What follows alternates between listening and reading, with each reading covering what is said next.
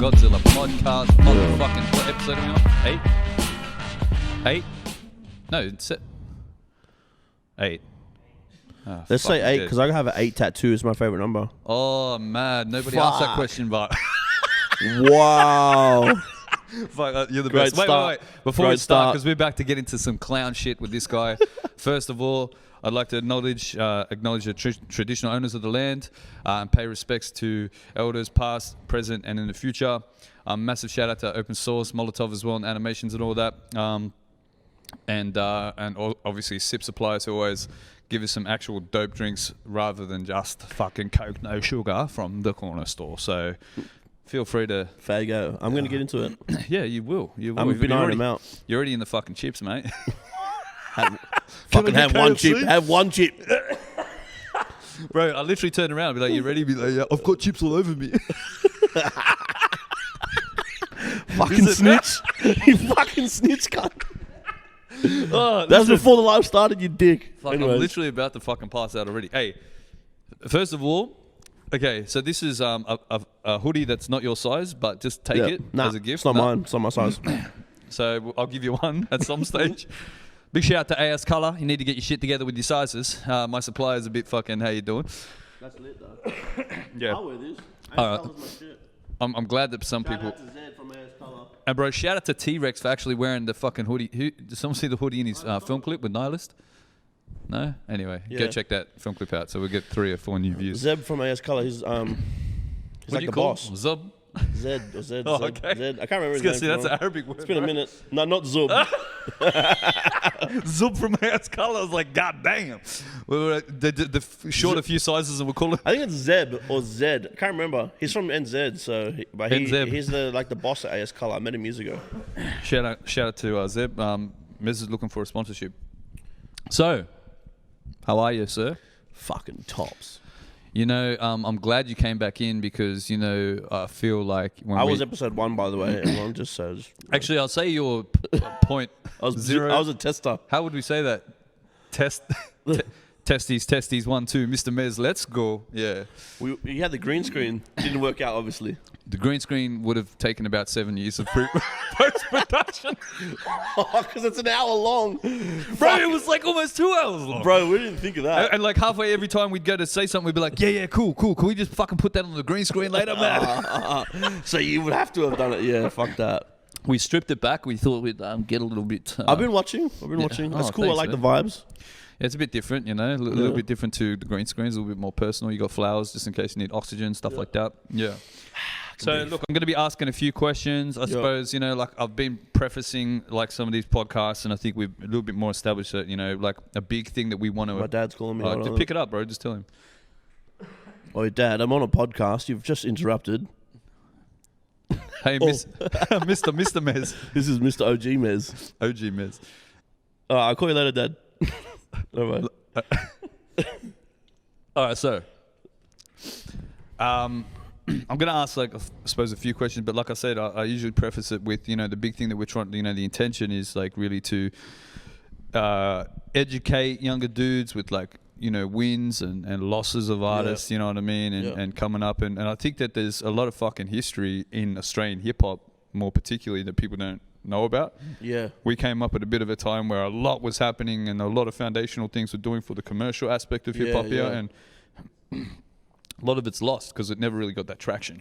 Yeah, didn't see the light. But the people that knew about it. Yeah, 100%. But yeah, not to the extent of like today's.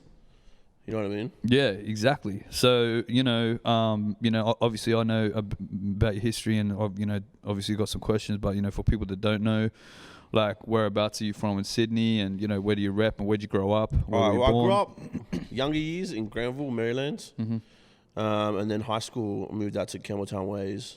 So I kind of always repped Campbelltown growing up because that's my teenage years. Yeah. So yeah, Southwest. Fucking big things, foot up boys. What about listen, fuck, it's gonna get like this, bro. It's gonna get worse.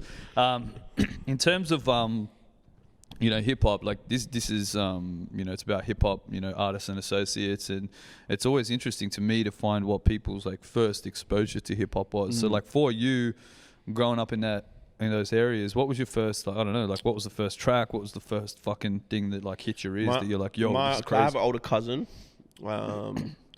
Dan, and he introduced me. I remember I was living in Granville, in these flats in Granville, and I remember like we used to go play downstairs, and he had a Walkman, and he had Biggie and Jay-Z's Brooklyn's Finest. And that was the first hip hop song I ever heard. How did it make you feel? Like straight up, 'cause I know it's like on some like, hippie shit, but like, yeah, well, it hits you different. Yeah, it did. And I've got Biggie tatted on me. Like Biggie's been my favorite from that moment on. Yeah. Do you know what I mean? So I mean, obviously, for me to get him tatted, obviously it made an impact on my life. Yeah. Do you know what I mean? So, and then after he passed, I remember when he passed, I was young. What was it, like 96? 96, yeah. 96. And then I was a big fan of Jay after that because of that song. Yeah. So that was the first thing. But then, I got into like the whole Dre, Snoop. Yeah, West Coast thing. I mean, I love Park too. I hate when people see my Biggie tattoo go, oh yeah, I love Tupac. Well, that's fucking great, man. I didn't ask. Like, I should also get a fucking big thumbs up next to the fucking tattoo. So when you say that, I give you a big another tat next to my Biggie tat. Yeah, kind of get it. You like Park. Bro, can I pay for that? Yeah, bro, I'll do it. I'll fucking do it. I get it. Tupac's also pretty good. Yeah, Tupac's good too. I like him as well. I've just got Biggie tatted on me, but I'm not discriminating, all right? Like, I didn't mind hit him up, all right? Yeah, like, it's like, I sing hit him up too, bro. Fuck. You know what I mean? I enjoyed the beef as well. Yeah. But that's the first thing. Like, it's funny. And my response is always the same, like, yeah, fuck, yeah. Do you just do one of these? No, I just I always do something really random. Like, yeah, I love my, like, they're like, oh yeah, I love, like, they'll go like, oh yeah, fucking boy. I'm like, yeah, cool. I like Michael Jackson. And then they're like, what? Like, they expect me to defend fucking Biggie with my life or something. Like, oh, I thought this was Tupac. Can you imagine that? It's just a shit tat, but it's actually, if you look like this, if you squint, it's like an anagram. If you go upside down, if you squint, it's Tupac. Yeah. And those cunts that you get that just agree with you, like, squint, bro, squint, trust me. And he goes, oh, yeah, I can kind of see it now. Dickhead. Hold it closer and then put your... If you look cross-eyed and... Yeah. All right. So that was my first thing. And then, then I was fucking huge G-Net, 50 Cent era. That was my teenage Talking years. to the mic, you crazy son of... Yeah. 50 Cent. My teenager years, so I really fucked with that. Yep. Yeah, and then the rest is history. Mad. I never really got into M though. It's because he's white, can't relate. It's all good. Skirt. Anyway, listen. Yeah, I'm listening. What about when you because I don't know about you, but hip hop, well, maybe, but hip hop still felt pretty like new here. Do you know what I mean? So it wasn't as like, dudes weren't like rapping on corners. Like not everyone was a rapper back then. No, yeah. Like it was a different time. So how old were you when you first like, got on the mic and actually started to do your own thing? Here we go. It's funny because I've always wanted to rap, right? And I was just fucking terrible. Like I couldn't count 4 bars, bro. That's how fucking bad I was.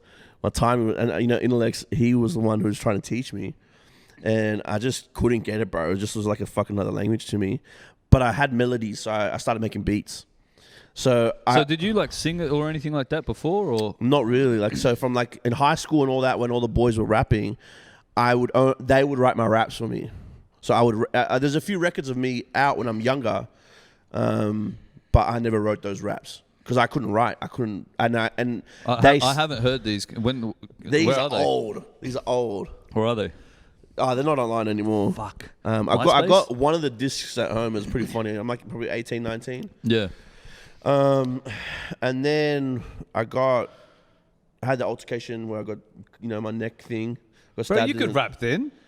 Nah, I had one mixtape out before. No, actually no. I got stabbed first, and then I started. That's what made me go, I want to rap.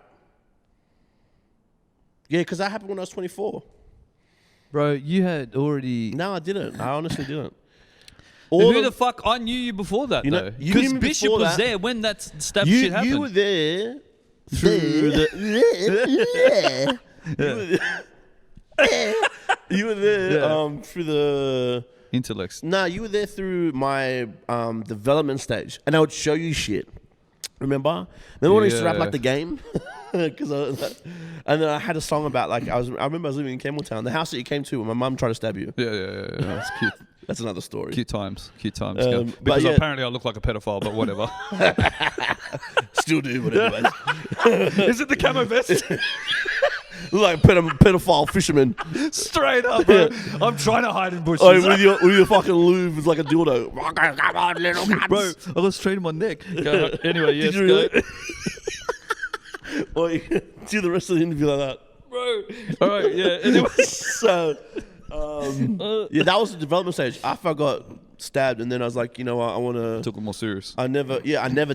It's funny, you know how they say you have that fucking life flash moment before you die? Yeah. For me, it was like all the regrets I never did. It's like, fuck, I never Bro, fucked that girl, I never did this, I never did that. From a very reliable source, that's bullshit because you're too busy plowing a cunt into a car and his leg got snapped in half. No, I jumped on his leg. And his foot went up here. You're a heavy guy. But I didn't do that. No one saw that. Listen, anyway, bills in self-defense. You just got stabbed. I guess so. Yeah. What can we say? After that's when I first I really started, and that's when I met Guzman, and we did that's my first music video ever. You can see the scar and shit. My scar was really keloid at the start. Yeah, I do remember that actually. So it was around then when I was like, I don't know. I just feel like, and this might go into the next question, sort of thing. About 10 years ago now. It's 10 years now from this, from my neck. I just feel like maybe because you were just rolling with intellects. Because my next question, and I think this maybe sort of answers it. But so your first real associate then, who was local, that you really started to run with and hang with, then would have been intellects. Well, yeah, I've known intellects my whole life. So I've known him since I was 1. You remember when he used to talk an American accent? Yeah. But he lived in America. He lived there for like 6 years in Jersey. Yeah? Yeah, actual fact. Well, where the fuck did his accent go? I don't know. Fuck, it was crazy. I remember meeting him 2 years years later. I rapped in an American accent. Yeah, I don't know. Anyway, it doesn't matter. But I remember you being around pretty heavy and still maybe performing with him, kicking raps or some shit like that with him. Back in the days. So he was your first sort of person that you were associated with. Mm. Who was after that, the like other circles that you started to get into? Because you know it's not just one person, and like, you know, Intellects was doing his thing. Yeah, and then after that was Jordan, like, you know, Jordan Foon. Yep. Well, Jordan Greg, his artist name. Fuzz was doing music back then. Yep. And I met them through the club scene. And then like through them, I met like. I'd met you a few times, and then we started doing like you're on my first project, my first EP. Not black. No. So yeah, you were on. That's the first one before the first one. So I count my first album as Ascension and Black and Grey. Before that was like a mixtape. Yeah. Okay, I feel you. You know what I mean? So you were on Black and Grey. Yep. And you were on the Drugs album too. So I did 2 mixtapes in 1 year. I did Drugs and Black and Grey. And then what track was Drugs? LOC's on it too. Oh, with the smoking one. Yeah, the high, and it's Monchichi's on it as well. When I got on my fucking Nate Dogg shit. Yeah, you did the hook. That's my still reference point. So yeah, I can sing like a mad cunt. Yeah. Listen to this Mr. I think Mez you just track. did the hook though. I only did the hook, yeah. Yeah. And then you were on the Black and Grey, the 2 mixtapes, and then on Ascension, you were on Ascension. Yeah. And then after that, we haven't done anything. No, then you got on the OT tape. Yeah. Oh, that's right. I was on your project. OT3, yeah. Yeah. Because you're like, fuck, cunt, I'm not inviting you to another track until you do a track with I get on your shit. I was like, yeah, well, that's fair enough. So after that, because, you know, you've done your releases. Yeah. And then you got into, you know, when did you sort of decide that? Because I feel like it was after Lex that you started going, well, I've got to do my own label. Like, when did you go, I'm going to do my own label? So Pushing Keys came about, me and Lex started it together. I came up with a name. And funny enough, I got the name from Pusha T. because I was watching this interview with Pusha T, and they asked him why Pusha T, like what's a T stand for, and he said push a ton, and he said when I was young in the hood, and we were trapping, we always thought, fuck, imagine how rich it would be if we pushed a ton.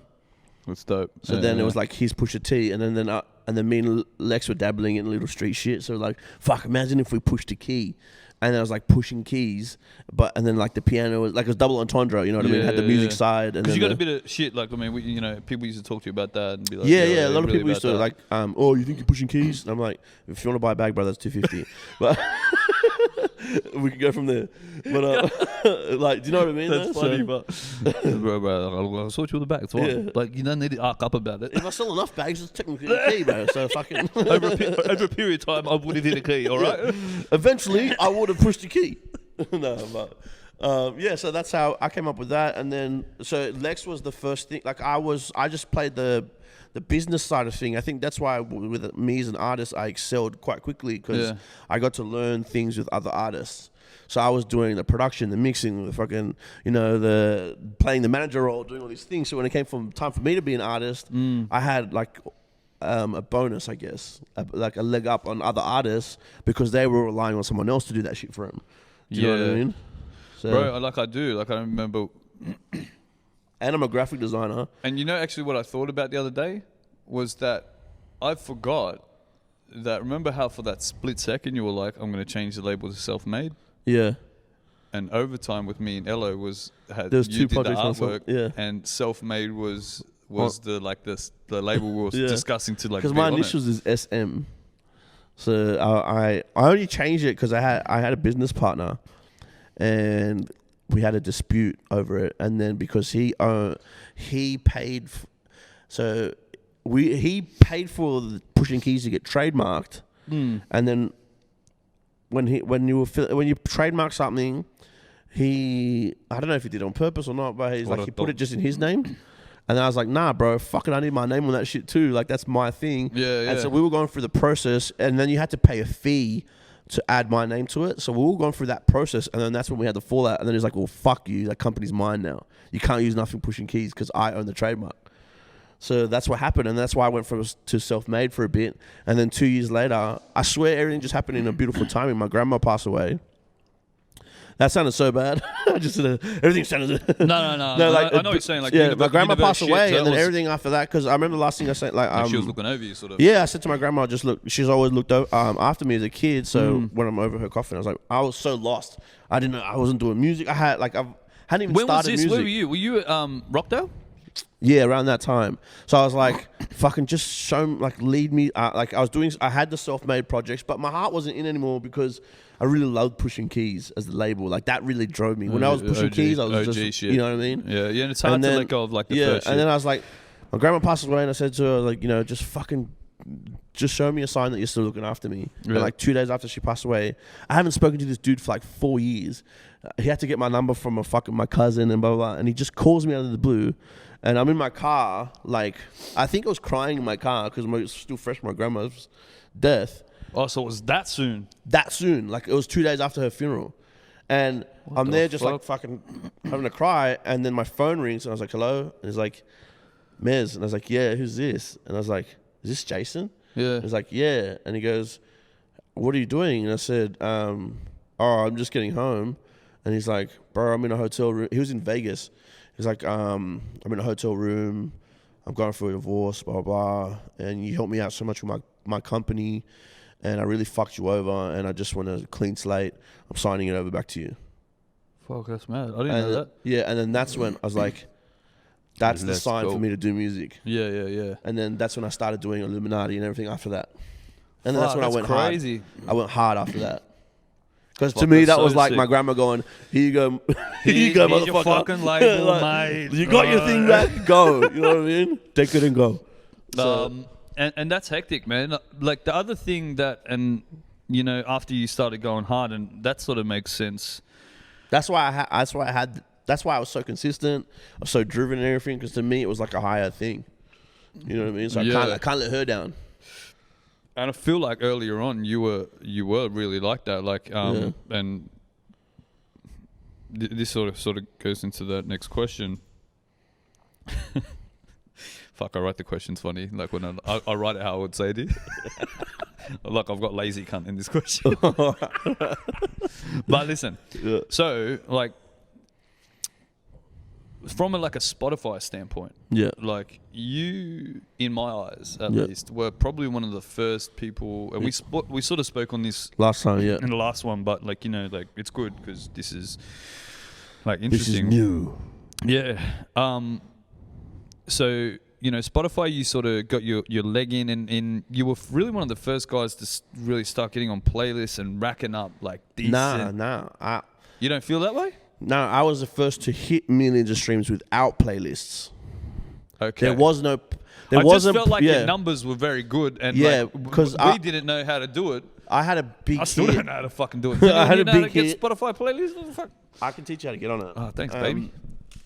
Fuck. I had a big hit that was big in America and LA. Oh, that's right. Yeah, I remember talking about this. And that's how I got a lot of my streams. So I was one of the first artists to have 2 million streams, but that's like 2014. Yeah. And Spotify back then was very simple. It wasn't like how it is now. Yeah. It didn't have I think they had playlists, but they didn't have editorial playlists. They weren't pushing Aussie artists. They weren't like, you know, like all the playlists that they have now. They didn't have that. There was none of that. Mine was organic. Actually, and can I tell you something? That's so true, because after we did that last potty, I had a discussion with, I think it's IMD, and I asked him how he gets on, and he said it's so fucking funny because they would like can him on playlists because it was like, nah, we don't play that Aussie. Like now they're like fucking Aussie shit, right? But before they weren't. Yeah. So you're right. Like they didn't want to play it. And I feel like that's why I got love from them, because back then I sounded more international. Now I sound just how I talk. But that's a journey. I think a lot of artists in our bracket had Part to of learn. our fucking discussion, mate. I can assure you of that. Because you went you did the same thing, didn't you? Bro, you did it. Me, like Lex, heaps. Lex is a crazy transition for me as well. But when did you? Because I'm still fresh to the transition. Yeah, that's true.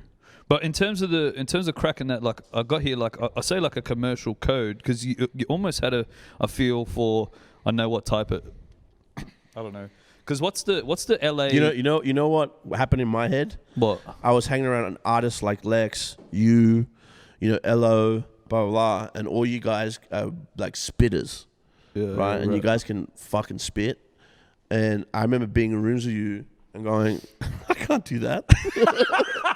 You know what I mean? I ain't ever I'm be not on even that gonna fucking try, bro. So I was just like, fuck, what can I do? And I've always just had natural rhythm. You can rap. Like I can rap, but not as good as you. Like in my head. I know what you're saying from a bar perspective. In terms of the song.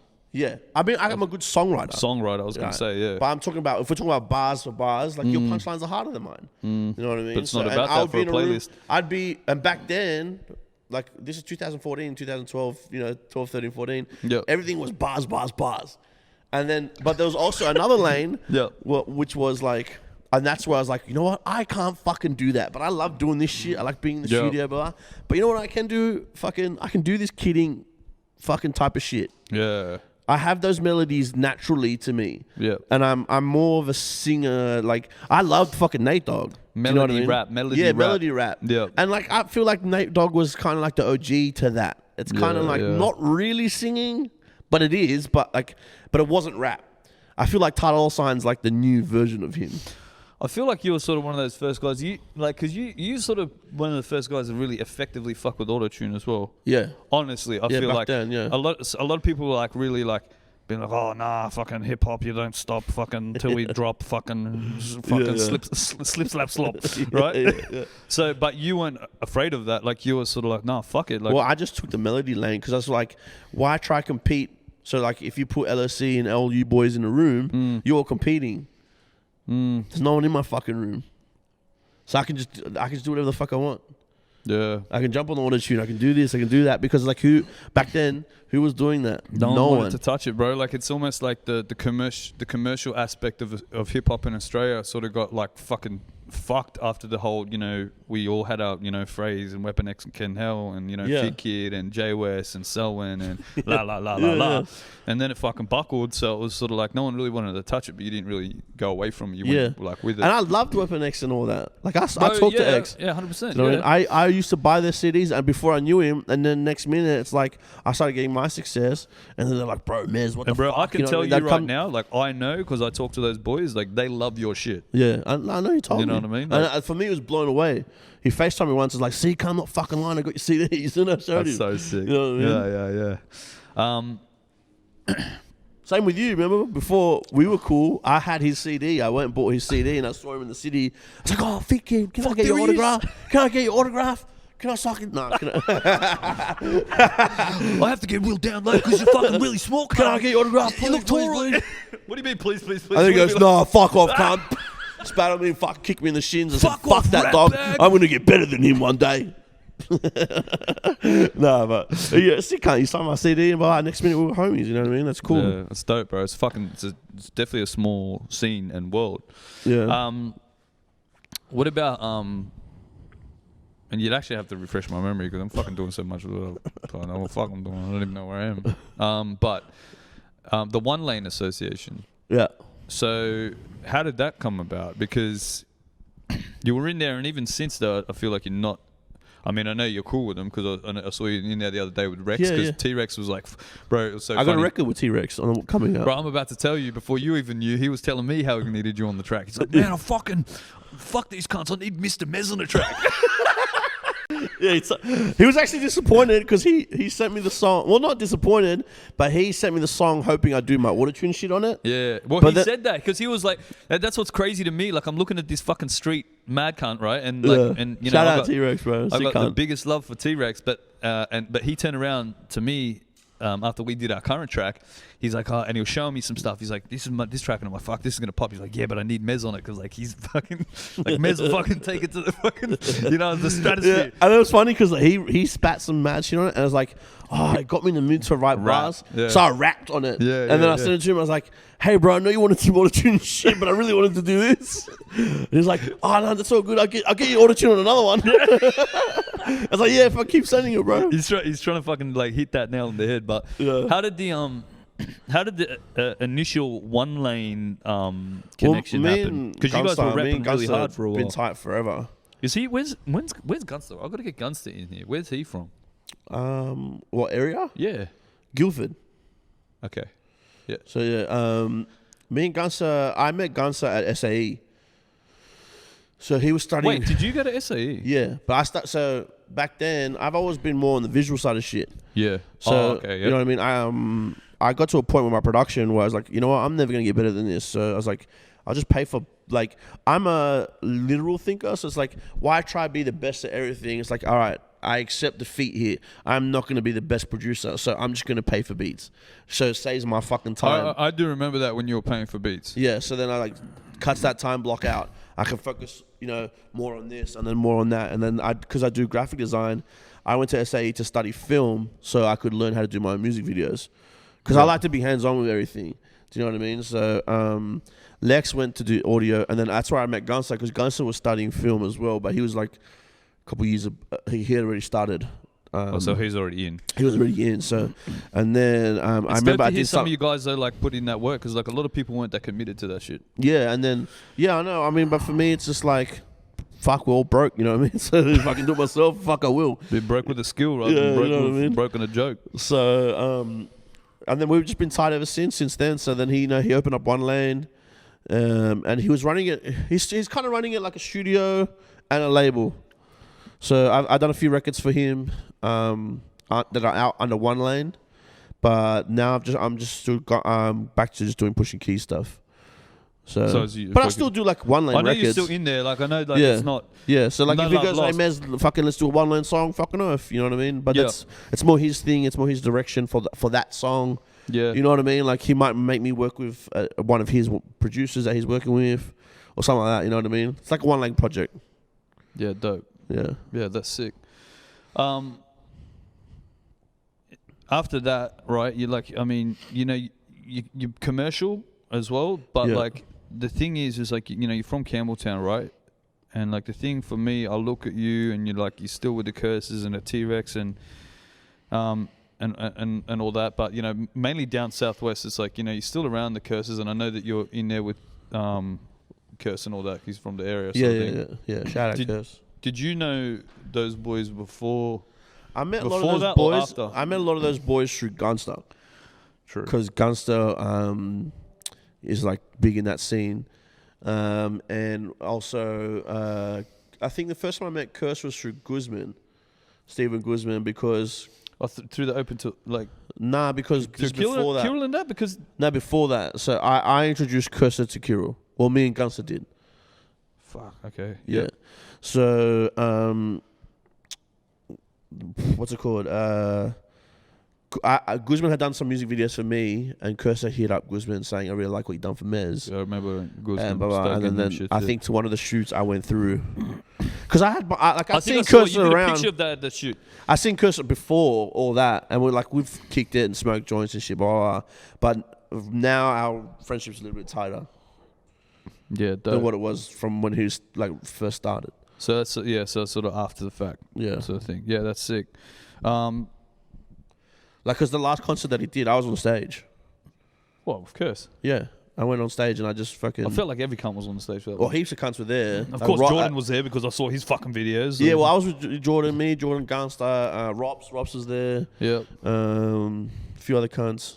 Yeah, but it was fucking mad. It was crazy. Couldn't believe it. They love how we just. Kirill was there. Open to Late was there. Gene was there. Fucking insane. I feel like Curse has opened it up though now. You know, like Curse was pretty reserved, but now he's got like a broader amount of lads that he sort of like let in a little bit. In, yeah. Music's wise. Yeah, not before he kept a lot of the industry out. Yeah, I don't know where he lives. It ain't like that. It ain't like that. In terms of big links, right? Because like, and we sort of talked on this before. You know, you've got. Yeah, tell me about your association with, you know, Open Till Late, because he's been doing some fucking hectic shit lately. Yep. Open Till Late, you know how I said Ascension is like my start of my real career, my first album? Yeah. He was the first producer on that album. So he did it Illuminati. Yeah, right. So did he? Yeah, he's in the video clip, bro. Yeah, but just because he's cunts in the video clip doesn't mean he produced the whole song. But so back then they were called Rockstar Mechanics. It was Rockstar Mechanics. Yeah. That's the name. It was Open Till Late and Isaac. It was Kirill and Isaac, and they were open. And now there's Deronin with fucking. So Andy. he's Deronin, yeah. Yeah. Okay. So then I was, So me and Kirill linked up through Lazy J. Wait, so Lazy J knew Lazy Kirill. J had his little label thing back then called CDMG, which was like Carpe Diem Music Group. That's still one of the best, bro. What was his first mixtape? No, actually, I'm thinking before, bro. Lazy J had one of the fucking dopest mixtapes. Yeah, I remember. It was mostly produced by. It was produced all by Kirill and Isaac. That was their thing. Crazy. Okay, so then you met Kirill. So I met Lazy. When Lazy got stabbed, I reached out to him saying, fucking, I know how this shit go, but wow, you're going to be paranoid and all these things. So we built a friendship over him getting hurt. Yeah. Because I had gone through it. And then because I do the graphic design shit, I started helping them with their projects visually. And then they wanted a website. And in return, they were like, can we just swing you a beat from Rockstar Mechanics instead of paying for you? And I was like, yeah, fucking no, send me a beat. And that was Illuminati. That's the anthem, get your damn hand. Oh, really? Yeah, and that beat was Illuminati. And then, because that beat must be Illuminati, to me, Open bro. Till Late is like, I've always said it to him, I was like, bro, you're a fucking genius, bro. And I was like, because his sound back then, Aussie hip-hop producers' sound back then was very different. And I said, you're the only producer in this country that sounds like American shit. You know what I mean? I think, how would you say?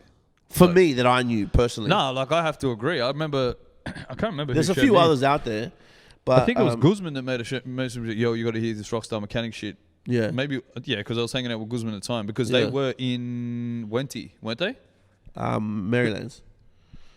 He's always been in Marylands. Okay, well it was around the corner, which is. Well, you're wrong, mate. It's fucking Marylands. It's around the corner from fucking Wenty, cunt. All right, let's go. But so. And he used to show me some shit, and I used to be like, I've known him for like just nearly 10 years now, maybe under 10 years. He's my fucking brother. Like me and him went to America for a month. Like his idol. This is a cool story. One of his idols. So his two idols, like production idols, is Timbaland and Polo the Don. Yeah. And then I went to America with him, and because my music is big in LA, and there's a company called Iron Bass that helps me get heaps of streams and all that. They're like a blog, and we were using their studio. Yeah. And then the dude from Iron Bass, J-Main, shout out J-Main, he was like, hey, fuck, I got this event in Atlanta. Do you want to come and bring the boys? And this was like near the end of our trip because we were there for a month. Yeah, and that's a long time. And everyone was low on funds, and I had the last bit of bread, and I was like, fuck it, I'm just going to go see if I can hustle something. Because it was with, his event was with Aun Keys, and Aun Keys produced for like Jeremiah, Title Sign. Yeah. They're big like Iron Bass producers. And I was like, yeah, I'm going to go down there and try connect with them, blah, blah, blah. And I ended up doing that. And then they invited me to their studio. So when I went to their studio, they worked in this big fucking complex. It's called 12 Studios because there's 12 studios inside. Yeah, fucking great name. And out the front was this mad drop top Phantom, like fucking hectic shit. Yeah, and I was like, fuck, whose car is that? And they're like, Polo the Don. And I was like, fuck. Polo the fuck off. Yeah, Polo the fucking Don. And then I was like, man, because can you remember back in the day that Nas and Kerry Hilson song, Hero? Who? Hero. It's a song called Hero. Oh, yeah. So Polo the Don made that beat, right? And I've loved that beat forever. And back then, I used to write a lot of my raps to Polo the Don beats. So I was a big fan of Polo Don. And then me and Kirill built this friendship because we have the same musical tastes. So we're both like, and I'm like, fuck, Polo the Don. So I'm messaging Kirill because he stayed in LA. Like, bro, I'm at Polo the Don's studio. And Kirill's like, fuck, if you meet him, I'm so jealous. So the next minute, I'm in the kitchen talking to Aun Keys, and fucking Polo the Don walks in, and the girl that was chaperoning me around, she's from Atlantic. Yeah. She goes up to Polo the Don, and she's like, oh, hey, blah, and says hello. And then he walks off, and I was like, was that fucking Polo the Don? And she's like, yeah, do you want to meet him? I was like, get fucked. And she's like, yeah.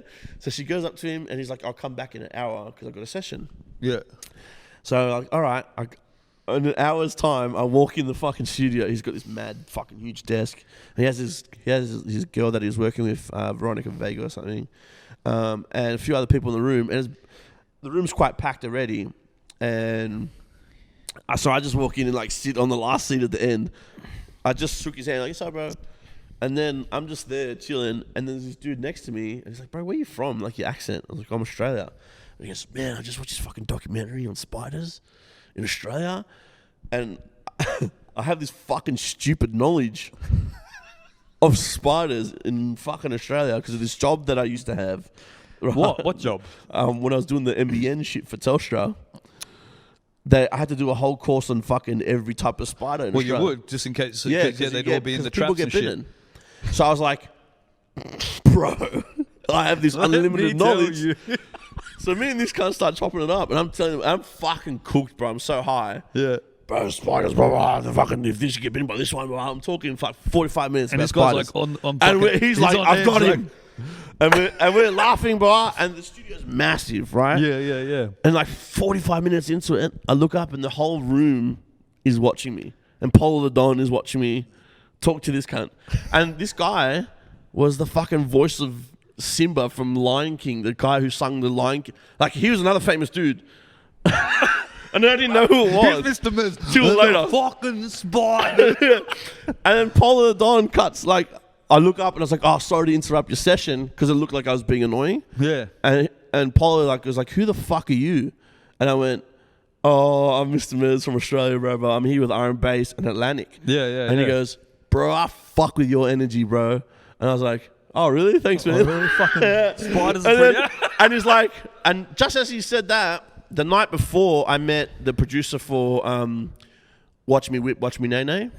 Oh, shit. You know that song? Yeah, did you just be like, this is fuck, how don't do that again? This is how I met this guy. I was fucking lit. I was on an 8-ball at a bar in Atlanta. Knew fucking no one. Walk up to the bar, and he's an older gentleman. He's probably like over 40 easy. And he's just there, no bling on. And I go, hey, mate, you want a drink? And he goes, I'm fucking buckled. That's how I was talking. Hey, mate, you want a drink?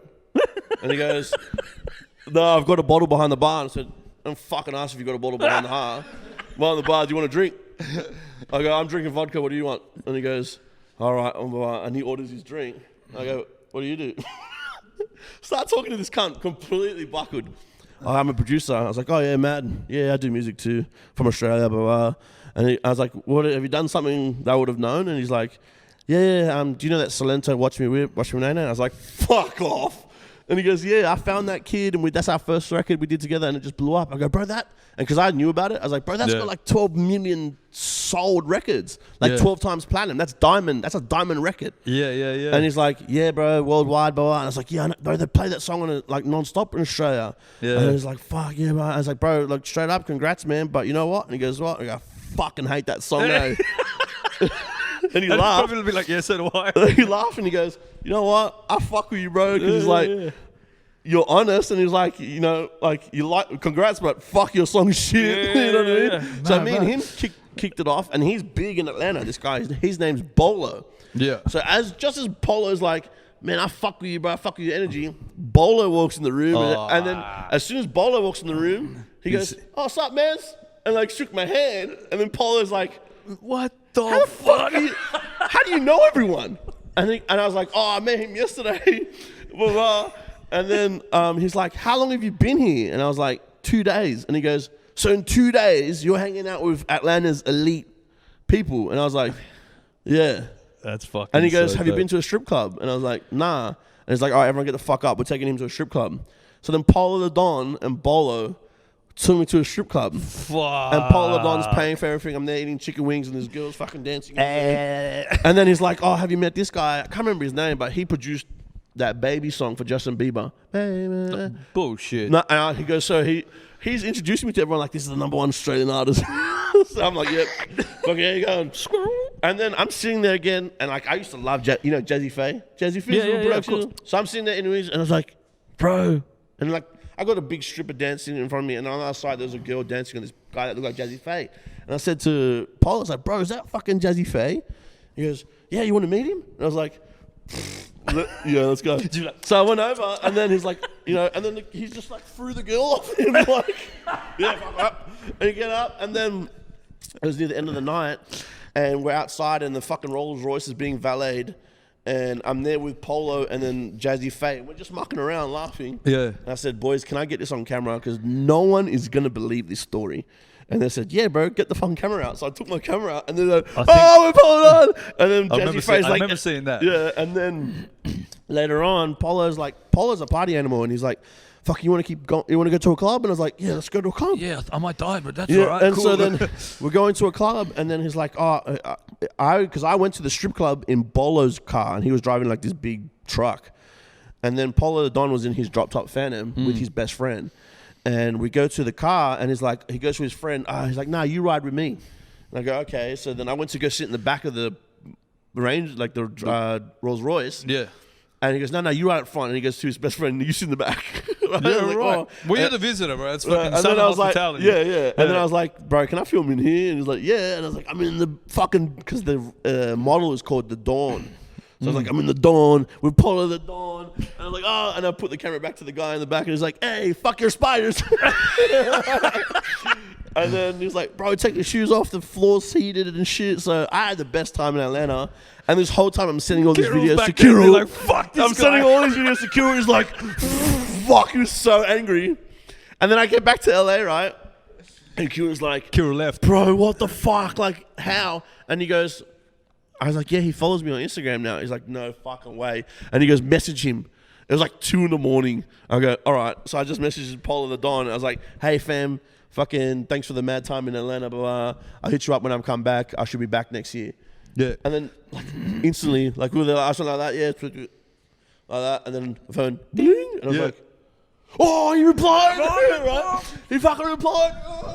And then the message was like, yeah, fam, fucking your fam now, so blah, blah, pull up, blah, blah. And Kira was like, she was so fucking dirty. He was like, I should have fucking come on you, I should have fucking come, I should ask my mum for some money, fucking hell, blah. I was like, nah, it's all good. Yeah, Mom, just give me fucking $500. Mom, fucking please, mom. Nah, because Kirill, because we stayed a month in LA, but he was in Europe before that, so he had really stretched his money end out. Of his cash. Yeah, so he was like, he was 2 months on a holiday. He was a 2 month holiday. I was only 1 month. That's crazy, bro. Yeah, man, crazy. I got a left field one. Hold Me Down. Yep. And R&B. Hate that song. Yeah, what? Fucking hate that song. Really? Yeah. That's the song that made me stop doing that type of music. How was it working with Robin Johnson? Difficult. Rob Vegas. Yeah, difficult. Why? I don't know. I don't really talk to him anymore. Oh, really? Yeah. But what was difficult about the process? Because he's a talented motherfucker. He's very talented. Very talented. The session was fine. It was other afterwards where he started becoming a bit of a pain and started chasing me for money and stuff. And I was like, bro, like, I've shown you screenshots. This is how much we've made. Like, fuck, what do you want me to do? Like, I paid your share, bro. I went to Atlanta on your money, but... Suck shit, cunt. Nah, yeah. But that song, I remember once I was performing, when me and Kenyan were touring a lot, I remember performing that song. And like, you know the real me, bro, like fucking drugs, partying, fucking, you know, like, that's me. And Are you, bro? And then... And that song is like, pig. That song is like, she ride with me. You know what I mean? Like, and it's not me. And I remember performing it once. I think a lot of people have things like that though, where like they get a big track like that. Yeah. And then it's hard to perform after that. Yeah. I was like halfway through performing it once and I was like, fuck, this song is like not me at all. Yeah. Fuck this song. I'm taking it like I'm not.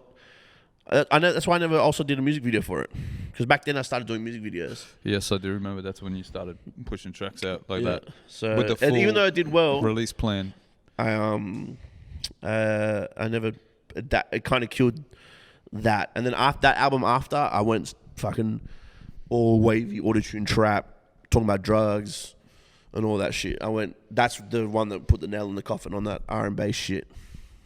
What so with that trip though, then what? Because obviously you've got this fucking dope connection with, you know, Polo and all that sort of stuff, and you're getting plays over there, and you've got the connection with Atlantic and fucking R&B's. Because one thing I noticed as well is you sort of dropped off, like that. I don't know. You tell me. Like the connection there with the States, if it's that strong, why didn't you exploit that? What held you back from exploiting that connection? My life at the time, cocaine. My life at the time, I was gone. So between that successful album and the second album, I went through a breakup. So actually, the second album, second album, there is a few breakup songs on there, and I just wasn't in the mood to do music. Like and it became, it's fucking crazy how, you know, as an artist, you just fuck, I wish I could tour. And then you start touring, and it's like, fuck, I hate touring. Yeah. Do you know what I mean? Like, and then like I hate, like I feel like a robot. I'm singing the same songs. I'm seeing people, haha, take a photo, yep, oh, like, you know what I mean? And it's fucking so mad. Depressed. It's so mad, but then you do depressed. Yeah, I'm depressed. I'm losing my girlfriend because of this shit. You fucks. You know what I mean? Well, yeah, take a photo. Let's do fucking heaps of drugs to forget about it. Like that's where I was at, and then I was like, fuck, and then memories. Yeah, and then at the same time as well, I think a lot of the scene back then, because of the little success that we were getting back then, that rustled some people's feathers, some people's egos. And when I'm drunk, I'm a fucking cunt, so I just started arguing with other artists, telling everyone to get fucked. All right, so artist that Mez has had an argument with when he's drunk, he just admitted that he's a fuckwit, so it's all G's. Yeah. Partly. But yeah, no. So then, like, you know, and then I kind of fell out of love of it, and then I was lost musically where to go, because this R&B shit was fucking killing it. We were making mad money. Yeah, because you were making money, man. Yeah, and then I was over it. Checks. Yeah, I'm fuck this shit. It's not real to me. I don't want to do it. And I started doing the music that I wanted to do, and then that wasn't working like financially for me. Yeah. So I was like, well, the fucking cunts don't even want the real me. Well, fuck them. They get nothing. You know what I mean? So then I stopped doing music for a bit. I stopped for like a year and a bit. And then it literally got to the point where, fuck, I went back to selling drugs, to be honest. And then open till late and all that. We're having a session, and I went to drop off some shit that wasn't illegal, and then drop off some studio equipment. Yeah, and then Kirill had a beat there, and I was like, "Fuck!" And it was an R&B type beat. Yep. I said, "You know what? I need some money, and I need to stop doing this shit." And then I was like, "Whose is this?" And he's like, "Yo, you can have it." And I was like, "Boom!" And then I started again. Like what track was that? That was Vibe, like 2017. Yeah. That's the photo of the braids and the trap phone. That's the one that we liked. Yeah. You look good in that photo. Thank you. I put on a bit of weight because I stopped doing drugs. Well, all right then. But yeah, That's why it was a close up of your face. now back then I was really slimmer too. But that is why. And then I still do these iron bass records because I write them out. I can do them in seconds. Well, you're practiced at it. I think a lot of people they probably give like creativity sometimes when it comes to you're gonna have an element of creativity. But if you're fucking practicing enough at it, you're gonna get better at anything. I turn them out like that. Yeah. And like with the auto tune, like I understand keys and stuff and everything now. Like, so it's like I can do most of it myself, and then I'll send it to Sefru to finalize it. You know what I mean? It's mad how you're the cunt that says stuff with this shit bang. No, is that you? It was me, but then the one that he uses now is Kenyan. He uses Kenyan, and Lazy J had one as well. Kenya's is whack, bro. I don't give a fuck. Mr Miz, the OG shit. Sefru, change your shit back. Sefru do shit. It's actually funny because I'm about to drop a song with Sefru called Kickback. Does the shit bang? It does bang. Can he bring back the old tagline for it? I said because he put Kenyans in it. I said can we use my one? And then I listened to my one and it's like his is better. And then I wanted to re-record one, but I just couldn't give a fuck. I was like, just push it out. Kenyan Brown's got the mad like Brown. Sefru this shit. Nah, he sounds mad though. Sefru this shit bang. I think because it sounds more American. It's cool. No, fucking bang is con-ish.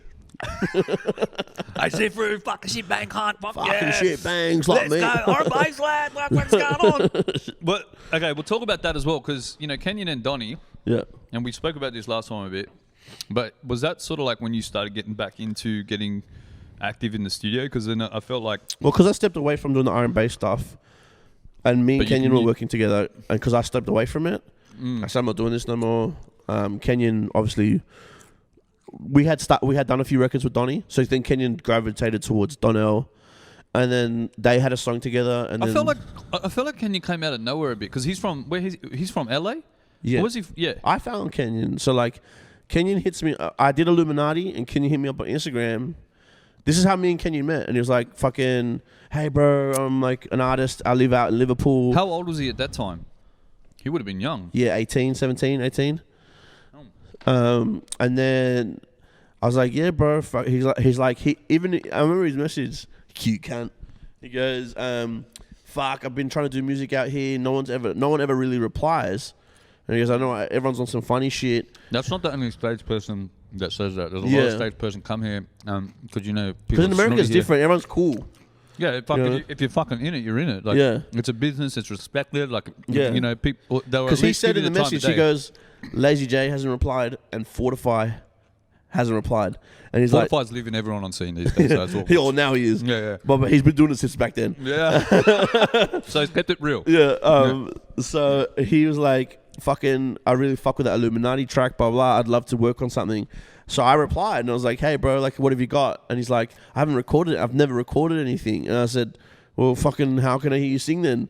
So he sent me videos of him singing. And I was like, "Yeah, you got something, bro. Come through." And we did "She Can Get It," and that was the first song he ever done. And then we toured off that song. He's gotten better as well. Like, yeah, he's dope. Since he's been here, he's gotten so much more like established. Like he's grown in Australia. Yeah, but he's dope. But he hasn't. He's grown as Australia as himself. He hasn't like succumbed to having to try and be part of anything here. Like he's just done his own thing. Yeah, he's done his own thing, yeah. So when you say he gravitated to Donnie after that, like because I stepped away, so they're doing their own thing now, and I don't really make music. I dropped a record with him recently, but it was just because I had it in the bank. Do you have a lot of music with them in the bank or what? I have a few, but I like that one because Open Till Late made it, and it was because that was one of the songs that still had my American accent, and then because I rap in my natural tone. I don't even want to say Australian accent because I don't feel like I have an Australian accent, but just my natural voice. So that's why I said my natural tone. Fucking Aussie. I was having this discussion with someone the other day. It's like, I think that we're such a multicultural sort of society, and it's like if you're from New York, you sound like you're from New York. If you're from fucking LA, you sound like you're from LA, Atlanta. Here it's the same. It's like if you like, particularly West Sydney. I don't sound Southwest. I still think there's an element of like you don't sound like you're Australian, mate. There's like a real bogan vibe to music that we don't like. Even if we talk naturally, we can't we don't sound like. I've gone to the States and people are like, "Oh, where you from?" And I'll be like, "Oh, Australia." But, yeah, but you don't sound like you're from Australia. You sound like you're from like maybe UK or something. I have that happen a lot to me in LA. Everyone thinks I'm from New York. New York. Yeah, and they think I'm Puerto Rican from New York.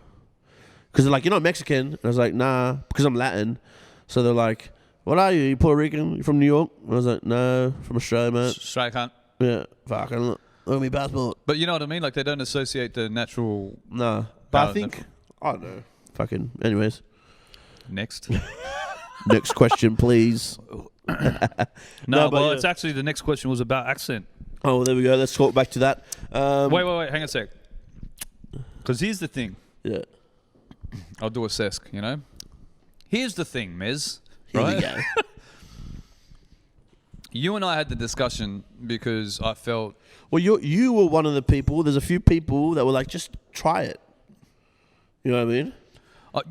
You know, I suppose that like my thing is that, like back then, like I tried to, you know, I'm not going to tell no cunt, like if you're going to do what you're going to do, you're going to do. Yeah. But if there's people that are good songwriters, I definitely see the merit in it because then there's an integrity that comes with it that I feel can, you know, contribute to your. I never really cared too much about anyone's opinion from here.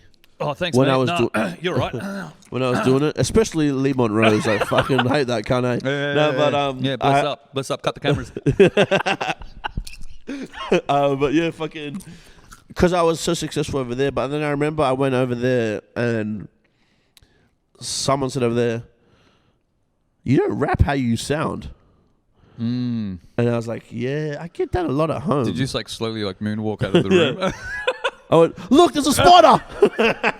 Fucking big. Fuck that would have fucking. There's a fucking huntsman. Watch out, cunts! I brought it from fucking Sydney. No, and then that's what made me start triggering it and like going. Because I've had artists pick at me at it. I've had people in the industry pick it like, "Oh, you rap in American accent." Well, I'm South American. You fucking dickhead. But fucking dickhead. Yeah. But yeah. Anyways, like, and I just got over defending it. Not that I was defending it, because fuck you, I do whatever the fuck I want. If I want to do drugs, I do drugs. Who the fuck are you to say no? Like, if I can, I can't. Oh, you do cocaine every day. Yeah, fucking up. So what? Fucking eat a dick. Fucking up. Do you want some? Fucking 250 a bag. If my mum knows about it, go fuck yourself. You know what I mean? I remember that response you did on Facebook the other day. To my mum. I made a status on Facebook the other day saying 100,000 comments and I'll quit drugs. Right? And then so I got up to like 600 comments. And my mum commented one of them, "I hope you're talking about pharmaceuticals." And I wrote back, "Nah, mum, I'm talking about cocaine." And she just liked it. Yeah, she liked it. Shout out my mum. Anyway, so, like, okay, so what year was that then that you sort of started to... Well, I fucked around with it for a year. So the first song I released was in 2020. So 2019 was a whole development process. And I didn't really drop too many records in 2019. No, you didn't. I think I dropped maybe 2 just because I had them there, and I wanted to be a little bit, you know, kind of fucking, hey, I'm still here, cunts. Yeah. But yeah, like I've had fucking nothing but positive feedback since I did Diabla. Diabla's the first song that I've done with my natural tone. So there's Diabla, Don't Play. To go back on Rex again, bro, I kind of love that track, bro. Yeah. No, yeah. Wow. No, it is, and it's dope, bro. Like, I still think... I was with P. Smurf the other day in the studio, and he walked in onto my session. He's like, "Bro, who the fuck is this?"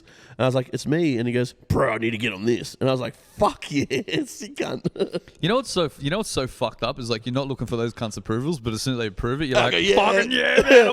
I've got it. Straight up, cunts. Fuck yeah, let's go."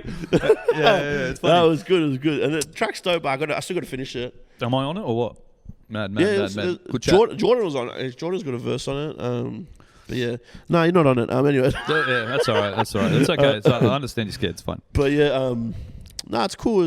I had to learn how to write again. Had to learn how to write to our nouns and our, you know what I mean? Pronunciation. And like just pronouncing words like you, and you know, because I still say, like I have this song called "Standing Ovation."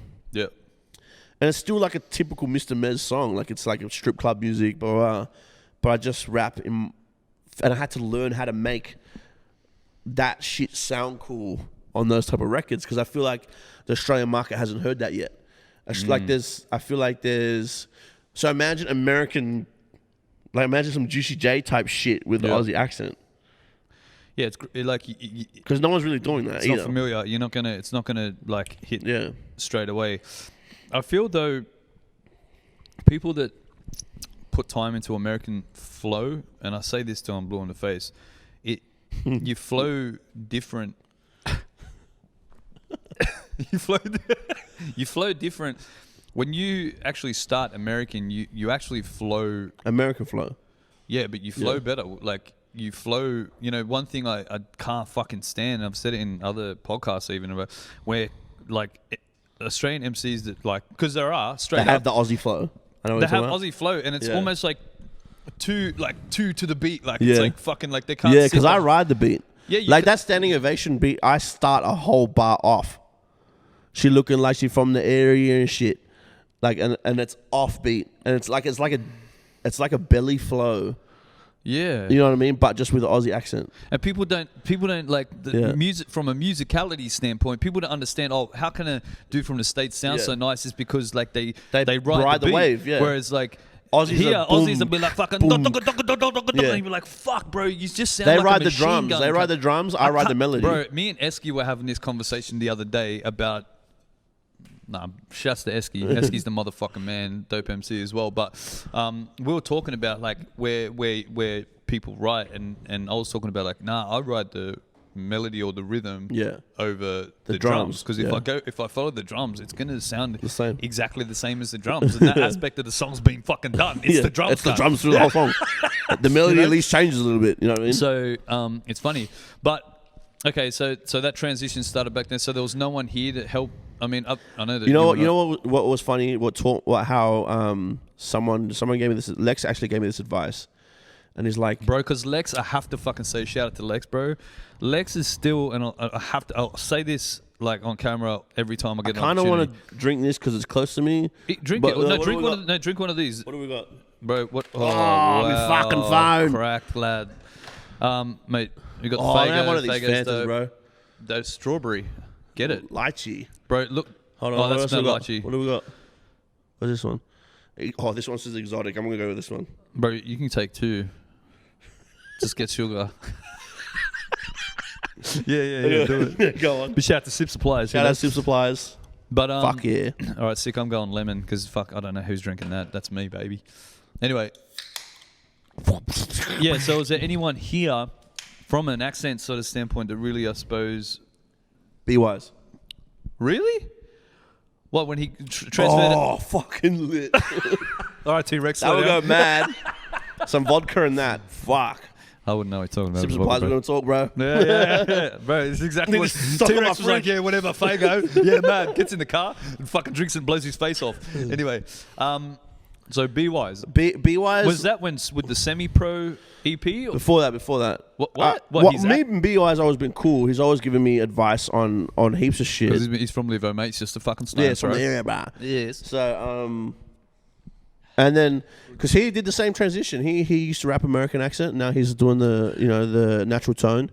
And he worked at that for a couple of years. He's one of the artists I feel like don't sound Aussie, but he's Aussie. Yeah. You know what I mean, though? Like, you know what I'm saying? Yeah. And I like his music. So I used him as a reference point because I feel like musically we're similar. Yeah, because he does. He's like melodic. You know what I mean? Yeah, he can do that. So I got to learn how to do melodies in the natural tone through him. But then Lex told me, because I would always go to Lex and say, how did you fucking do it? You know what I mean? Yeah. And Lex was like, rap your favorite Jay-Z verse. And I did it how Jay-Z did it. And he goes, now rap it in your tone. And I was like, And he goes, once you learn how to rap their raps in your voice, that's your voice, bro. And I was like, that's sick. Just fucking go into like a fucking episode. And then it just kind of went real quick from there. Because I learned, because I don't know if other artists do this, but... I felt Lex mastered it, bro, as well, because I felt like Lex was the first guy that I heard come back out with, like, his tone, but his fucking flow, bro, was hectic. Yeah. Like, he still has the really... same flow. His flow was still on point, bro, and he's yeah. always been a dope artist. Like, Yeah. you know what I mean? But then to hear him come back out with his actual tone on it and make it sound nice. I'm like, yo, that's just got to be out. To me, because I fucking know the dude, bro. I've known him since. Yeah, he cannot lie to me. Do you know what I mean? Like, so you guys have been. I've seen pictures of you guys since you were like fucking like little. Guys, I'm not lying. I've known him since 1. Fuck. So hearing him it's actually how he talks. Do you know what I mean? And like even now, it's funny because his missus is Philo, right? And his daughter's what now 4, so he's been with his missus for maybe 5-6 years, I'm gonna say. And you know how Philos have their strong R pronunciation? He's like starting to say words with a strong R, and I was like, bro, you're sounding Philo. Do you know what I mean? He's like, I know, I can't fucking help it. Because I'm like, it's always him and his missus, you know? And so like, it's just crazy how even influence of other accents just being around you all the time, you start pronouncing this shit that way. You know what I mean? It's true. You know, I feel like even in Sydney, you know, because we got to speak to like some people sometimes don't speak, you know, fluent English or And, so, but her English is perfect. But she's just because she's grown up with a Philo parent. I'm not saying that though. What I'm saying is like you just you adjust depending on your environment. You know what I mean? Like if if you're down at the corner store. And you know, it's like the Asian homies that are running that, and like you know, but you got to communicate. Like that's why I took offense to a lot of the people at the start. They said, "Oh, you don't rap in Aussie accent." But they came at us the wrong way. I feel like. Yeah, I feel that, but I took it the wrong way because I was like, "Well, fucking, I'm not Aussie. I'm Aussie on paper, but my parents are fucking wogs. They're immigrants. Like they can barely speak English now." Do you know what I mean? Like, if I put my dad, that's why I didn't put my dad on loudspeaker, because he's like, hello? Like, you know what I mean? Like, hello. He's got a fucking accent. You know what I mean? Thick South American accent. And my mum's German, you know? So, like, she's a lot better in English than my dad. But, like, it's like, I didn't grow up speaking, like, Aussie, bogan Aussie like, you know what I mean? Like, fucking, I remember, like, and then growing up in Granville, because the first fucking... How old are you when you go to high school? Like 12? Yeah. So like the first from, you know, up to 12, I'm just fucking around Arabs and full multicultural. Yep. Do you know what I mean? And then from going there to Campbelltown was predominantly white. Back then it was a big culture shock for me. Yeah, it would have been. And then like I didn't know what any Aussie slang. And then you know how Aussies have slang for fucking everything? Like you would have been darker, you would have been like darker features. I look like a fucking wog. Yeah, you know it's crazy. I'm ethnic. So, but I got suspended year 7, like day 1. For punching a fucking skip in the head, eh? Bro. I walked in and I go, hey bro, I'm Mez. And he goes, fuck off, wog. Oh. And I went, if I don't hit him, because I'm a new kid in school, you gotta put I'm gonna look like a fucking pussy, you know what I mean? So I just put my bag on my back and do the dog shot, turn around, what's those? You know what I mean? Suspended. And I remember I walked home and mum's like, what are you doing home? And she's like, oh, fucking... Shut up, mum, I'm a mad cunt. She goes, I'll fucking stab you. My mum will stab me. And then she's like, I told her what happened. She's like, no, you done the right thing. That's mad. It's mad that she had your back on that, bro. Yeah. But yeah, like, you know, so I always took it, I took it a racial thing. I kind of took it in a racial way. You don't say something, fuck you can't fucking, you know, because I am Aussie. To me, I'm Aussie. But just because I don't look like you and sound like you, well, I'm not fucking Aussie. Yeah. Do you know what I mean? It's unfair, bro. The playing field's uneven. Yeah. You know? Had to even it up with the fucking dog shot. All right, I feel you. You've never had those problems, Lee. You wouldn't understand. I went to school in Bankstown, bro. What the fuck are you talking about, bro? Oh, yeah, you copped it. You were the toting white guy. Bro, you were the toting white guy. The pecking order was reversed where I was from. Yeah. Fucking fuck. Cunts would walk in and here's our white cunts like we're growing up like little fucking and these fucking guys like have full fucking beards at 12. Like, I'm like, you there fuck you. You look older than my dad. You were eating your fucking manure trying to fit in. Bro, swear to God, right? The other day, this is me at home. Like, fuck, I just feel like a sandwich, like high school. Bro, I got Lebanese bread with cheese and Vegemite.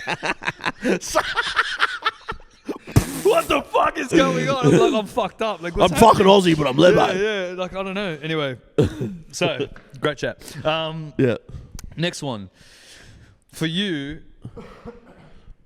Another thing that I noticed that, like, I think a lot of people probably didn't take into consideration for you, graphics and artwork and the, I'm the sugar rush from that. The aesthetic, the aesthetic for you has always been a real important part. You know, like, so how much of a a part did that play earlier on?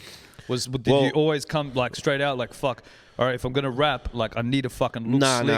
Or like how did that come back? Because I've always hit you for graphics, even to be like, yo, give me some graphic direction. You know what I mean? Yeah, I've always been an artist. My dad like comes from a technical drawing background, so he taught me as a kid like to draw Ninja Turtles and all that type of shit when I was young. Fuck yeah, so I used to draw. Turtles. Who's your favorite turtle bot?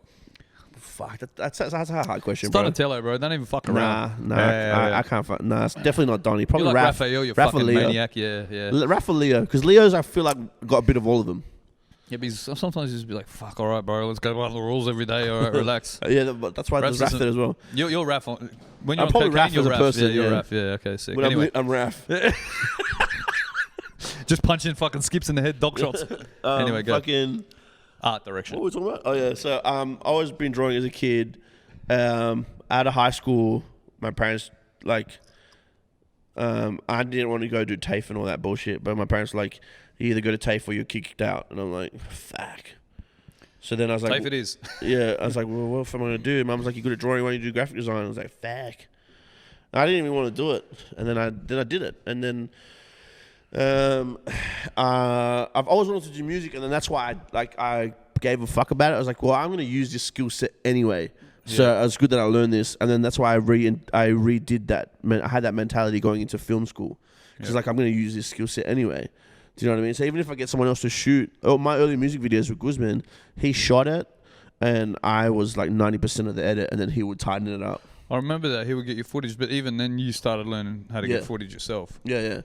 So I guess I was forced from my parents to get into the graphic design shit.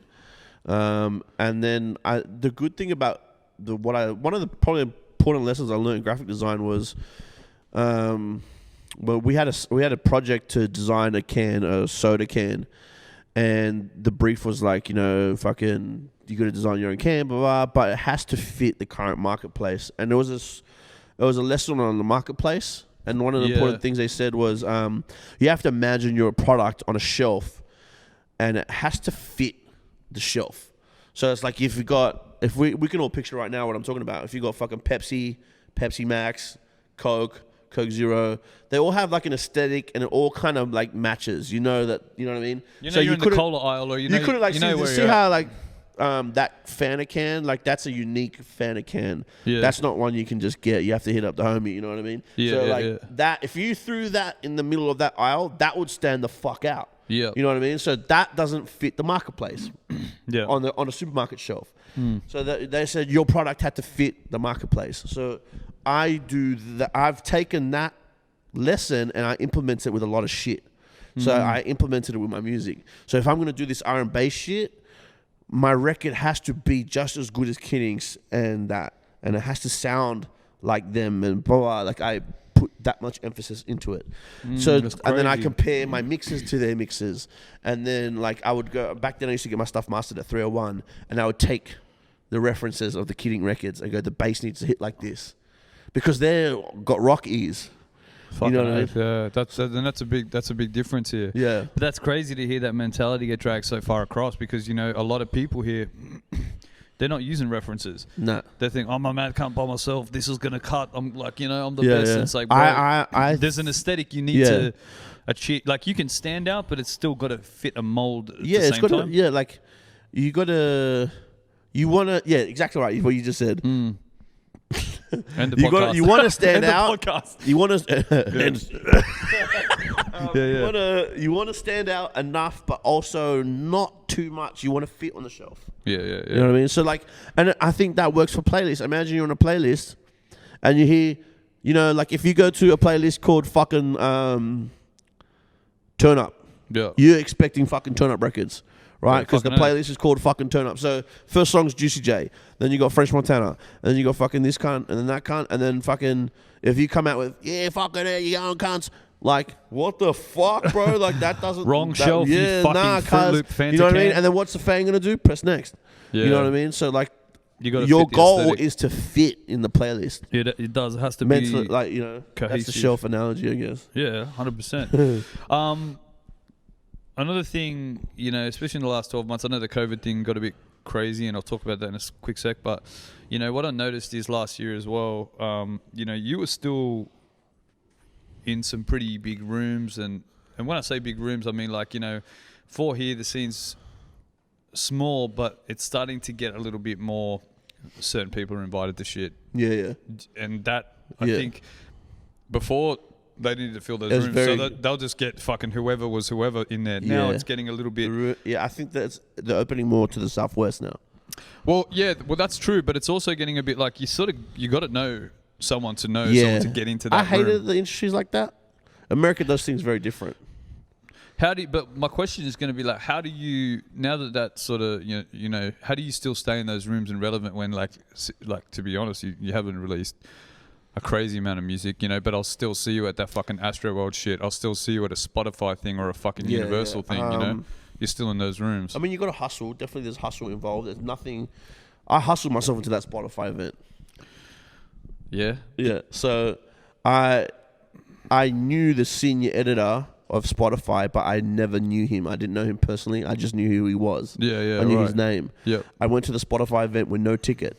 Shit. And then Lazy J and Lazy J got personally invited by this guy, and so did Kirill. And we went to the front, and the girl with the notepads lifting it. I can't find your name. And I was like, well, he personally invited me. Why would I come here? They've got their fucking emails. My phone's dead, so I can't show you my email.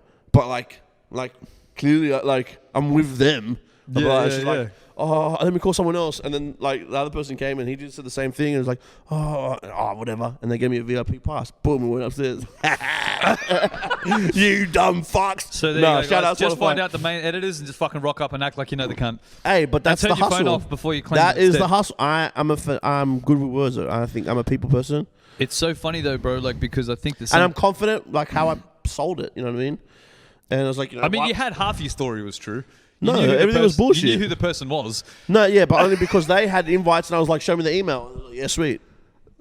That's literally how it went down. No, it's good to know this shit as well, bro, because sometimes people just don't think out of the fucking box like that. Well, see, that's why I get to those events and other people don't. Okay, well, because I'm not afraid to hear no. You know what I mean? It's like, fuck, I'd rather go and try. But I mean, there's and then once I'm in there, I'm like, this is how funny this is. I'm not going to say the guy's name because I don't want to put him out there. But like, I knew that Lazy J's plug at Spotify was this guy, right? Yeah. And I'm watching Lazy J the whole night. I was like, who's he talking to? Who's he talking to? And every time he talked to a guy from Spotify. You go and say what's up. I'd walk up, hey mate, would you like a drink? To Lazy. And then I go, oh hey bro, my name's Mez. I'm gonna go get some drinks. You want a drink too? And then what was your name? And then until I got the fucking name I wanted, boom, that's him. You know what I mean? Then you're like, hey man, you want some coke? Nah. I've done that before, but not at the Spotify event. Yeah, all right. And then once I was there, I'm just making my presence known. I cracked a few jokes, had a laugh with them, blah blah. And then when he left, it's like, oh, nice meeting you, Mez. And then I dropped another single. And because I had his email in my head, I just emailed him and I said, hey bro, and I can show you the fucking email. Hey bro, I know we briefly met at the Spotify event. I'm just taking a long shot here. I know you probably don't like it that I'm emailing you because I know you didn't give me your email, but I acquired it. And I said, fucking, I'm watching you from the bushes. Yeah. And I said, I'm a firm believer in closed mouths don't get fed. So I'm just taking my shot. Yep. Here's my track. Is a private. I've submitted it through the Spotify, the Spotify artist thing. You've done your artist. I've done all shit. that part already. Yep. But here's the private link. That's a SoundCloud link that you can hear it for yourself. Yep. Check it out. Let me know. Boom. The dude replied straight away, and I got it on a playlist. And I said I've been on playlists before, but I gave him a whole just text me that number, the email. That'd be great. No, okay. And then so like every time I released a record, I emailed him, and then. The last record with Kenyan, Don't Play, which is my latest release, I forgot to email him. And I think just because I had been consistent with Spotify a few times and been releasing and reaching out to him, because he helped me out a few times, he put me on some big playlists. Yeah. But this is the first time this Kenyan Brown song that me and Kenyan Brown, I got on 3 playlists. And I didn't email him. But you didn't do anything. Yeah. So you've done the groundwork and now it's organic. Yeah. So and I just submitted a song yesterday. Actually today. I submitted it today. So hopefully it comes out on the 17th next month. Yeah. Because you need that leeway. Leeway is very important. Yeah, I'm sort of not on that game because you need how many weeks? They say 2, but I always give 4. 4. Yeah, I always fuck that up. Because it gives them time to listen and go, blah, and plan their schedules. Because I release every Friday because there's the big playlist that I like to get on is New Music Fridays. Right. So that's like 300K followers. So I've been on that a few times. So that gets you a good amount of streams. Yeah. So I only release on Fridays now. So that's why you give them that leeway. So then they can go, all right, well, this Friday we're going to put these motherfuckers and then, Mez is releasing that on that Friday. Let's put him like because they're planning their schedule ahead. They don't just fucking, fuck cunts, it's Friday, we're gonna make a new list. You know what I mean? So like, it's a full run proper That'd business. be dope though. I wish I was there and that was Oh, how crazy! Oi, Susan, what? Susan, what day is it? Friday? You're kidding? It's not fucking Friday. You don't fucking lie to me, Susan. Fucking TG off my ass. Fucking thank God it's Friday. Fuck, it's Friday. Can't put the list out. Just grab any cunt, fucking whack 'em on. Who fucking dropped songs today? Oh, fuck, the net's down. Fuck. Just fucking chuckly mudra on there. No, I hustle situations, and then when I'm in there, I build rapport that way, and then people want to fuck with people who are hustlers. People want to fuck with people who are driven, motivated. Yeah. If you're just there, like, if you walk in the room, hey, I'm a man cunt, we're fucking on ya. Like, do you know what I mean? No one cares, bro. So, like, especially in some of those guys in the top, bro, they're not mad cunts. They're just fucking normal cunts. And like, you know what I mean? Like, they're not trying to fucking... I have a stigma about me, like, Mez is a dickhead, and blah, blah. 90% of the time, you probably see me in the club. 90% of the time, I have a stigma about me. People say Mez is a dickhead. I think you're great, man. But if you actually really know me, I'm quite humble, and I'm fucking, I'm always taking the piss. So it's like, if you think that I'm a dickhead and I'm just a fucking idiot, it's probably because you met me when I was super drunk and I didn't want to. When I'm drunk, bro, I'm not there to be fucking make friends with everyone. I just want to hang out with my homies. You know what I mean? So sometimes people take that wrong and like take that, Mez is rude. But it's like, nah, I'm not rude, bro. Like, I'm not here to make friends, bro. I'm here to make money. You know what I mean? That's fucking. We're in the business, not friends. Yeah, but that's business, bro. Yeah. Like, realistically, that's business. I'm here to make friends. You know what I mean? Like, you don't see fucking IBN hanging out with fucking Apple and going, right, those cunts, they don't like me over there. Like, you know what I mean? Like, fucking, come on, bro. It's competition. He didn't answer my question, eh? Oh, can you be my friend? I'm here to make friends. What's the next question? Eat my balls. All right, last one, and then we got questions. Yeah, hectic. Lastly, for COVID, I know, like, people got the fucking spray for that shit. How's COVID been for you? And I'm a hermit crab anyway, but I don't really go out much anymore. I don't really do anything. I'm always at home anyway. So it probably fucked up my like trying to buy toilet paper a bit. That's about it. So why you haven't skipped a beat? Being cool? No, still in the studio, studio. Hasn't really done anything. Didn't really change much for me. I don't really hang out with too many people. Have a close knit. Do you know what I mean? So yeah, hectic. And then just lastly, what about for pushing keys? So have you got any like big shit for you? Like, who are you working with? Who are you pushing? What artists are you fucking plugging? Yeah, I'm back into. I found a love for music again. Yep. I think the tone thing was one. I get to be it's like I'm a whole new artist again. I've just bought new camera gear, so I got myself a Black Magic. But keen to this song that's coming out with a video. I'm trying to do that now all the time now. So drop the song and a video on the same day. Yep. I'm working with like Mr. Guerrero. Who's here, by the way? He's here over there. Sick for coming down. Working with him. I'm working with Mrs. Rebecca Rocha. She just dropped a record. Yep. Working with Kalia and Grxnd as well. Grxnd is a little homie. And that's about it. Like, I'm not trying to have it up. I'm pushing keys right now. It's not a fucking big label and a big team as it was before. And it was like, fuck, when I had my hands in everything. Yeah.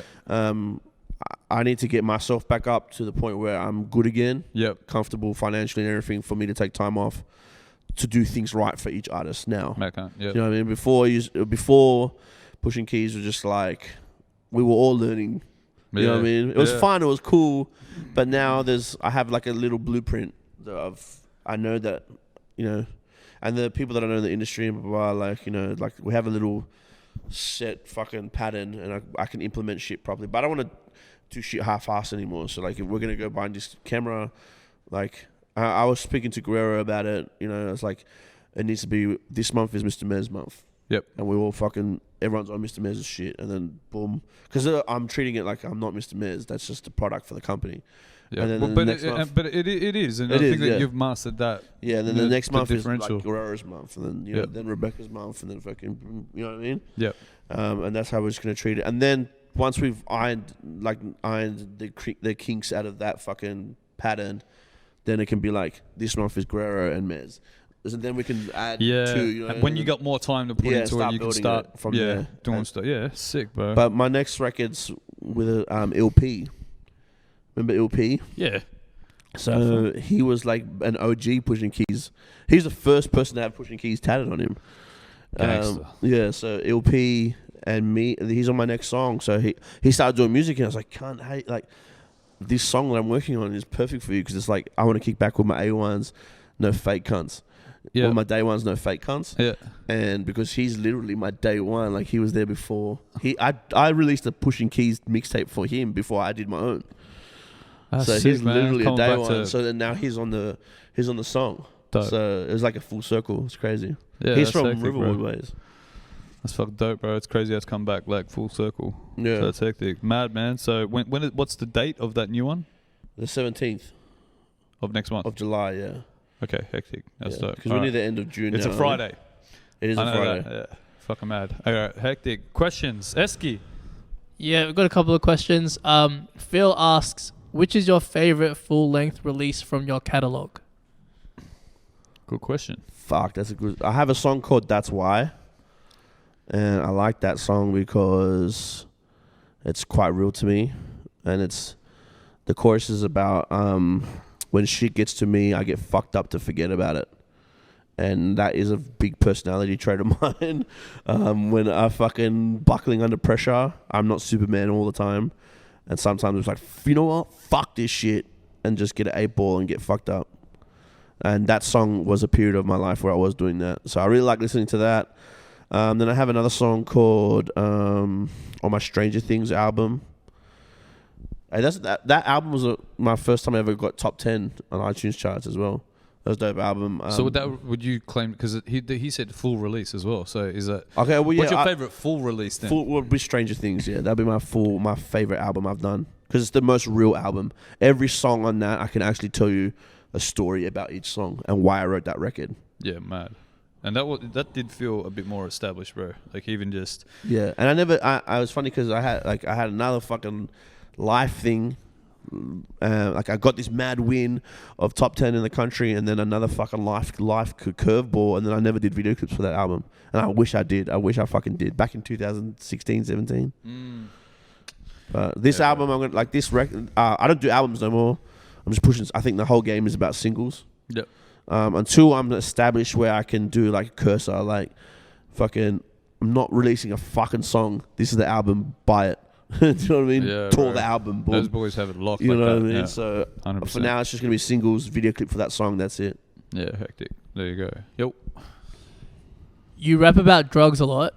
What is your monthly or weekly cocaine consumption? That's the question. I don't do a lot of coke anymore. Guerrero's laughing. At my worst, I was doing an 8-ball a day, so it's about $1,200 a day. I'm here. Yeah. Okay. Yes. Yes, it has my- affected my- his health. It got that bad. My liver got that fucked up that anything that I would eat or consume, bread, water, anything, I had the worst heartburn, and I was eating heartburn tablets like fucking M&Ms. And I went to the doctors, and he said my liver was 3 times the size it should be. Because while I'm doing coke as well, I'm drinking alcohol. So I'm drinking like 2 bottles of vodka a day and fucking 8-ball a day. And I'd wake up, I'd eat 1 meal, and then just start lines and drinking. I talk about it like I had a problem, of drinking. The drinking, I just did the drinking because you have to drink when you're on coke. If you do that much coke and you're not drinking, you're just like, you know what I mean? Drinking is like a seesaw. So, Pushing keys on yourself, yeah. I'm not proud of it, but fuck, man, life happens, and I just dealt with it the completely wrong way. I'm so much better now. Like now, man, like it was my cousin's 30th the other day, and I hadn't drank for a month. Oh, true. Yeah. That's mad. I hadn't drank for a month, and I hadn't had no drugs, no nothing. And I remember I had a shot, and I got goosebumps. And my body was like, no, no more. You've just gotten away from this. But yeah, $1,200 a day was my worst. At my worst, and I went for a bit. It was pretty stupid, but say no to drugs. So yeah, don't use that shit as a crutch, bro, because it's not good. Unless it's a race to get the biggest liver. Yeah. Which isn't. It was pretty fucked. And then I had to be in the detox. fucking Paralympics. Fuck, shout out to the Paralympians, bro. They fucking need respect too. 100%. All right. Mez, if you could work with any producer and artist, who would it be and why? Producer, Polo the Don. Hit him back up, I was going to please. say Polo. And then maybe Scott Storch. I've always loved that dude. And he had a big coke thing too. So like, I watched a documentary on him and how he overcame all his shit. So, but I've always loved his production. But Polo, is this in America or in general? This anywhere, bro. Yeah. Well, I mean, I've always been influenced over there. Artist-wise, I'd love to work with The Weeknd. Pretty much anyone from EXO. The Weeknd, Belly. You know, probably not Nav, but he's cool. I fuck with Nav, but just Nav. Oh no. Oh. Yeah. He's just I don't see me and him doing a song together. That's all. All right. Well. But yeah, yeah, probably Weeknd and Belly. I love Belly and French Montana. I love fucking French. That's about it. Michael Power just wants a shout out to Mr. Guerrero. Hey, Michael's a homie. Sick. Anything else? That's it. That's it, my bro.